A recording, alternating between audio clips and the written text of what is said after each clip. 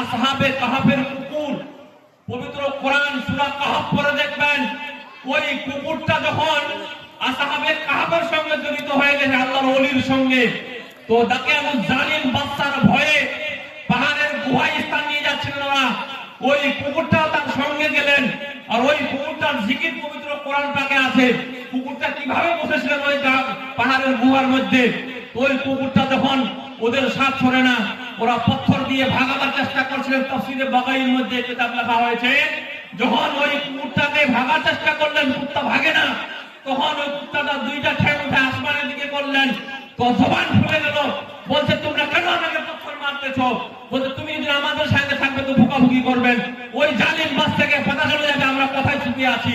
তখন কুকুরটা বলছে ওয়াল্লাহি ইন্নী উহিব্বুল আউলিয়া ওয়াস সালিহিন, আমি কসম খেয়ে বলি আল্লাহর ওলি এবং সালেহিনদের সঙ্গে আমি মহব্বত করি।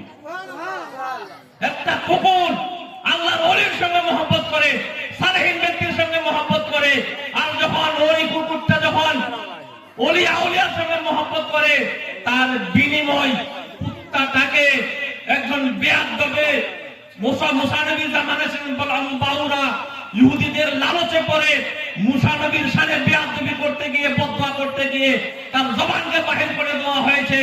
বলা হয়েছে ওই বেয়াদবকে এই কুকুরের সকল ধারণ করে জাহান্নামে নিক্ষেপ করা হবে, এবং এই কুকুরটাকে ওই ব্যক্তির মানুষের ধারণ করে তাকে জান্নাত দান করা হবে। কারণটা কি?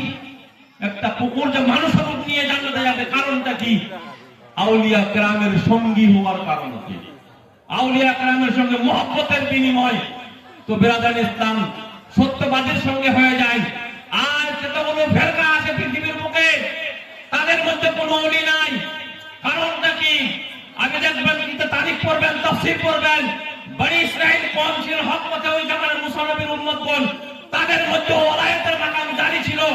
যখন ওই কওম গুমরাহ হয়ে গেছে, তার মধ্যে আর কোনো ওলি পয়দা হয়নি।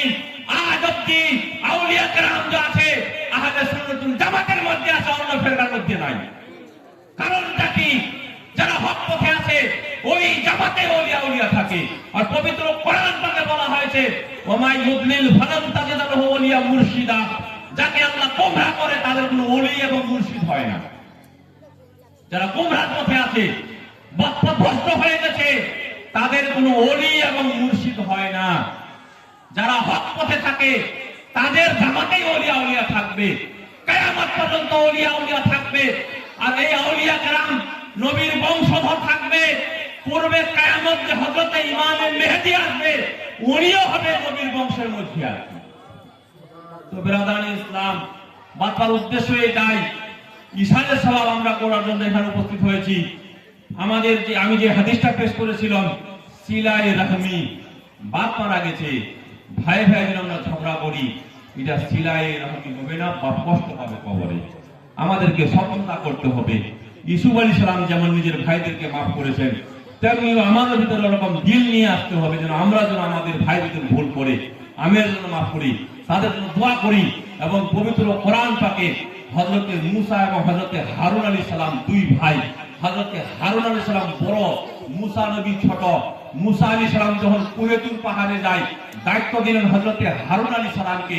আর এই দায়িত্ব নিয়ে যখন উনি দেখলেন কম মুসা নবী কুহেতুর পাহাড়ে আল্লাহর জিকিরে আছে, তাদের কম গুমরাহ হয়ে, কতগুলো কম গুমরাহ হয়ে কি করলেন, একটা বয়ল গরু বানালেন। আর বয়ল গরুটা আর কি সোনা চাঁদি দিয়ে বানানো হয়েছিল, ওই বয়ল গরুটার পূজা করতে লাগলেন। হযরতে মুসা আলাইহিস সালাম যখন ওখান থেকে পাহাড় থেকে নেমে আসলেন, তো হযরতে